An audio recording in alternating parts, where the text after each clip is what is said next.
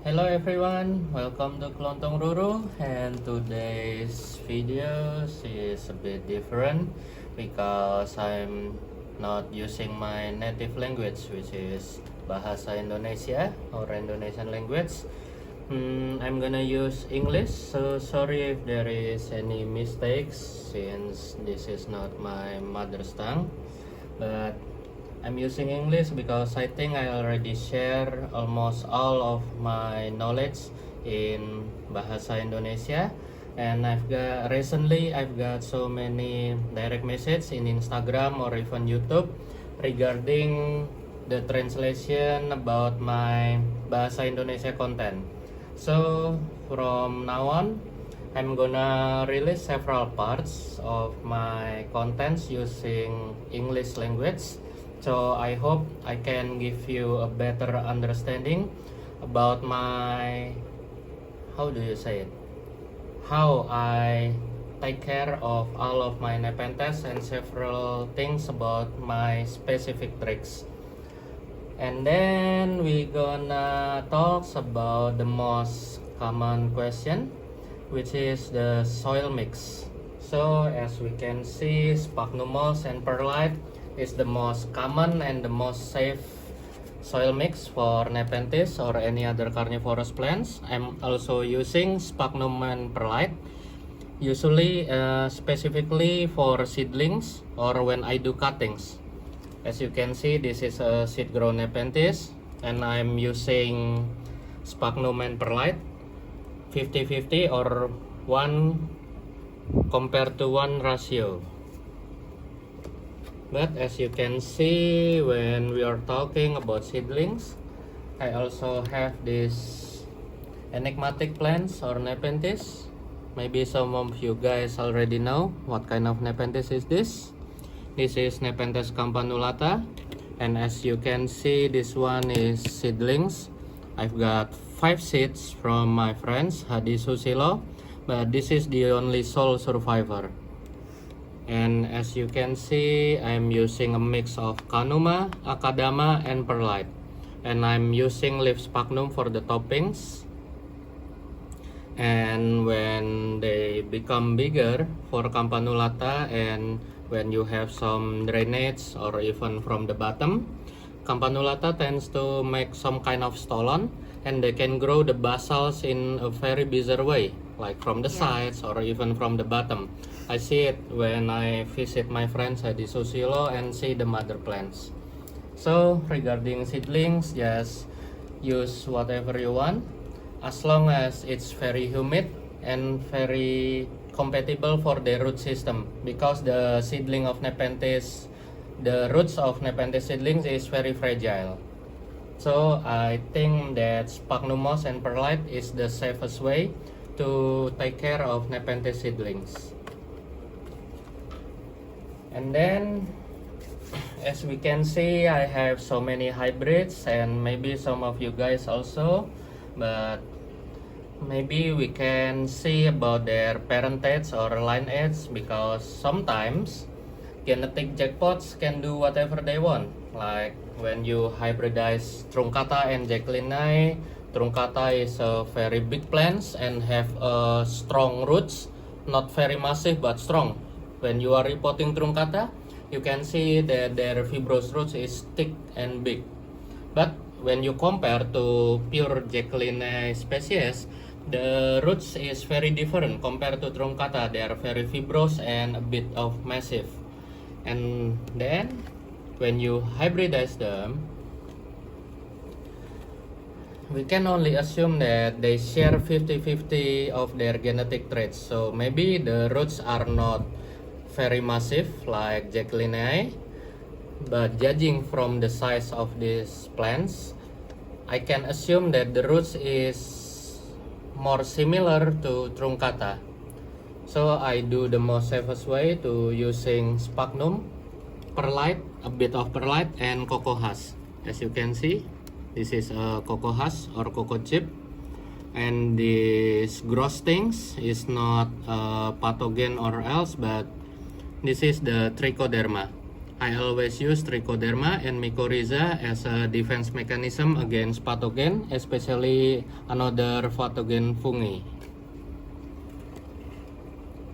And you can see they are growing happily. But this is another bizarre jackpot. This one is Rafflesiana cross Trusmadiensis, which is Lowi cross Macrophylla. And as we can see, Rafflesiana is always bigger like another lowland species, but Lowi Macrophylla or Trusmadiensis is a bit more to Lowia side. And you can see they grow very slowly and they are not picturing a lot. As you can see, when one pitcher is dying, another pitcher comes. Not like any other Nepenthes, especially Golubbosa, when they can make a pitcher's gallery. So, judging from that kind of condition, I use this kind of soil mix, which is a mixture of cocoa husk, and then Canuma, Akadama, and a bit of perlite, and I also add some peat moss for acidic, to make a conditioner for the soil to make it more acidic and to support the microbiome, because I always use biopesticides like Trichoderma, Mycorrhiza, and any other beneficial bacteria for plants. So when you are using stone or mineral based soil mix like this, the bacteria cannot grow optimal because they need organic matters like carbon, decaying matters like detritus and else. That's why I always use some mixture of burnt rice husk. You can see on my fingers, this black things is a mixture of burnt rice husk, or when the rice is harvested in Indonesia, usually they throw away the skin or the outer shell of the rice and they burn it and make it as a soil mix. And then I also use peat moss. So when I squeeze my soil mix, you can see the black things is burnt rice husk and the brown things or the small detritus is the peat moss. I do this to support the microbiome and to give some nutrition for the Nepenthes also. And then for species, as we can see here, Clypeata, they are very famous and endemic to Mount Kelam or Gunung Kelam, and they live in a granite stone. So I use almost 90% soil mix composed from Akadama, Canuma, and Pumice. This one is very old, also from seedlings, so you can see the soil needs to be refreshed. I'm gonna repot this one very soon. See? But the advantage of this kind of withered soil mix, the Trichoderma, how do you say it in English? They are very sensitive. So when you use biopesticide like Mycorrhiza or Trichoderma, they prefer this kind of soil. Why? Because Trichoderma is very sensitive to salinity or the salt contents and the, how to say it, the dry level. So you have to keep the soil mix and the microclimate very humid, because you know, when you use new soil mix like this, they have relatively low water absorbent capacity, right? But in a withered soil mix like this, you can see it's always wet, and as you know, fungi always likes humid and moist environment.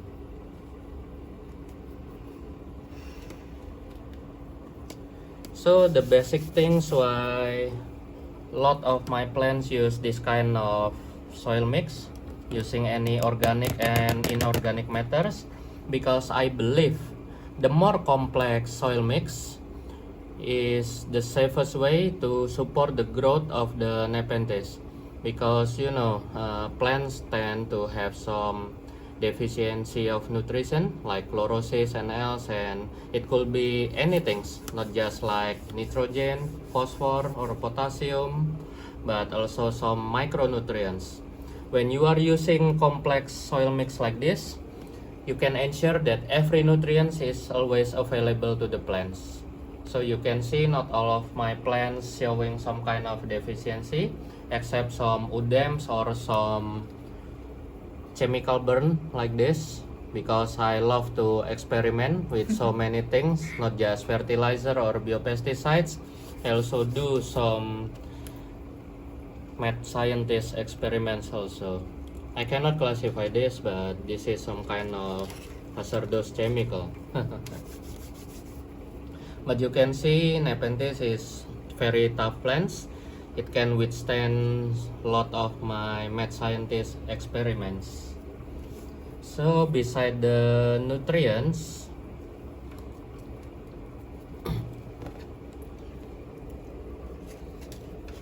back when I start the topics, we also have to note the parentage or the lineage of the Nepenthes. With this kind of complex soil mix, we also can accommodate the needs of the Nepenthes hybrids, like when it's more lowland dominance, when they have massive root structures. This kind of complex soil mix can accommodate the massive fibrous roots of the Nepenthes. But the airy or porous chunk of this cocoa chip also ensure the great porosity needed for some highland Nepenthes like Hamata, Clypeata, and Veitchii. So it's a win-win solution. And if you are curious, when you are reporting Nepenthes using standard mix like sphagnum and perlite, the roots tend to wrap almost all of the sphagnum, right? So when you are using complex soil mix like this, the roots of the Nepenthes, especially hybrids, tend to localize on the side of compacted soil mix. Like as you can see, this is some kind of mud. This is the withered parts of the stone mixed with the peat moss and else and any other organic matters, so the root tends to wrap in this side. But this part of soil mix gives aeration. Usually the roots are just going through the stone and wrap this kind of compacted soil, but these porous parts of the soil mix have a benefit to supply oxygen for the roots. So I can give you better example. This is my Hamata Veitchii. You can see that I use the same soil mix, and through the time you can see the mix become compacted too, like this. And when it becomes compacted like this, I also notice that a lot of my Nepenthes is growing better compared to when it's still new. So I think the logic why they grow better when the soil becomes withered like this is my last explanation. The roots tends to wrap around this accumulation of soil, and these porous parts give aeration to the soil, so they can still grow better like sphagnum and perlites. And then why I always use this kind of soil mix, because as you can see I always using water tray like this, because I am a busy man and I cannot always attend all of my plants to watering them manually. So usually once a week I just pour my reverse osmosis or rainwaters to this tray, and you can see it's around about 1 inch or 2 centimeters. I keep the water at these levels. You can see the marks on the pots. And when I'm using sphagnum, it's very dangerous because sphagnum is very absorbent. So when you are using water trays like this, the sphagnum becomes very wet and soggy, and the root cannot breathe easily because root compared is contradictive to the upper part of the plants. They need oxygens in the soil. Meanwhile, in the daytime, the upper parts of the plants need carbon dioxide or CO2. That's why I'm always using soil mix, this complex soil mix, because I always use water tray like this. And as you can see, when the tray is dry, the plant is still going well.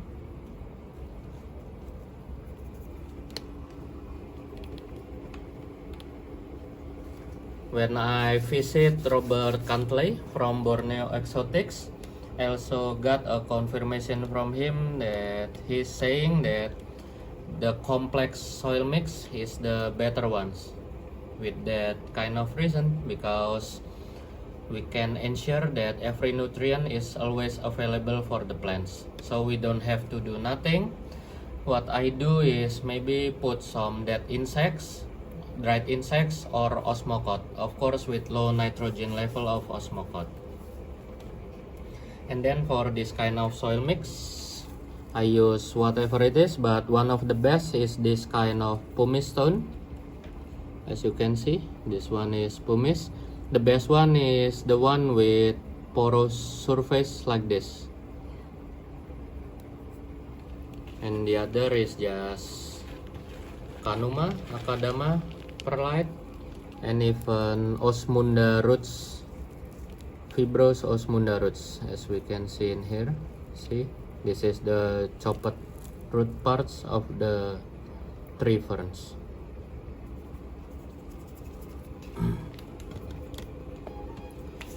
So this is my explanation about my indoor plants. But for my outdoor plants, since they usually have lowland lineage like Rafflesiana, Bicalcarata, and else, they live in swamp. So the roots needs to be ensured to always wet and soggy. That's why I'm not using this kind of complex soil mix, composed mainly of inorganic matters.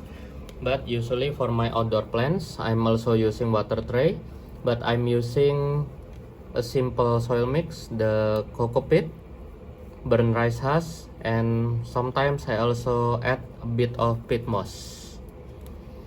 And I just want to inform that when you are using coco peat, this is the best coco peat, I believe. Just ensure that you have the coarse granule of coco peat. The more coarse, more better. Not the fine or the smooth coco peat, because the smooth coco peat tends to be compacted in wet and soggy condition, and sometimes the root getting root rot because of the anaerobic condition, especially because in the wild they still got the wind and sometimes they got the rain. The water is not stagnant, but in a water tray condition like this, the water is stagnant and sometimes it gets anaerobic and the root is suffocated. See, the coarse coco peat like this also have a good porosity for the plants.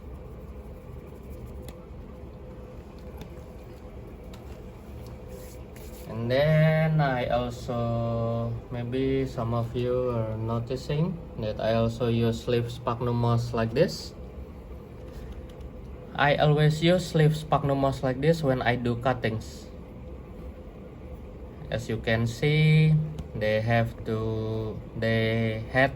more successful rates of cuttings, and I think it's because of the porosity and the antibiotics, like especially antifungal and antibacterial properties of leaf sphagnum moss, because they are releasing some kind of ions to win the competition in the wild. So there, the ions released by this leaf sphagnum moss suppressing the growth of the pathogen fungi or bacteria. And since they are a living moss, they also give some aeration, and then they increase the humidity because they grow thicker and thicker, right? Okay, maybe that is some information that I can give.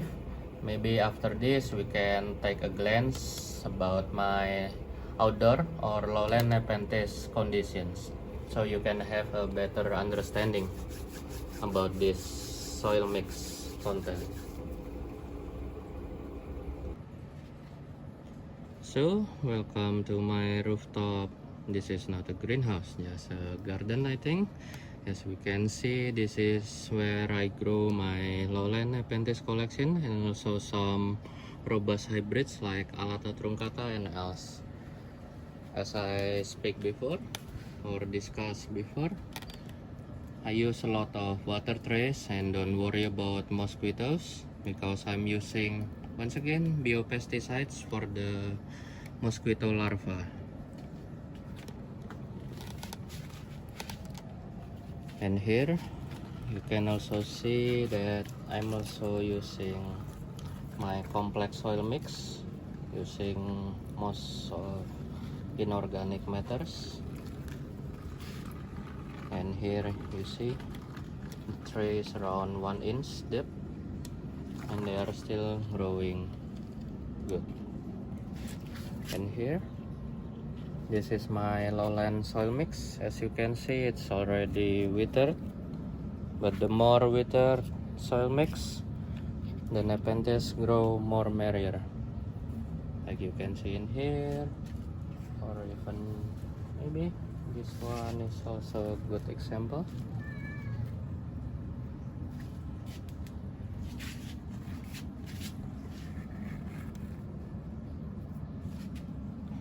And this is also the Rowa Becal. See, the soil is already very compact. It's around, he already lives around 3 years old in this pot. See, it's very compact. Not good, but they grow better. Okay, maybe it can give you some insight about the soil mix that I use in Kelontong Roro. If you have some question, just ask in the comment section. Okay, thank you everyone.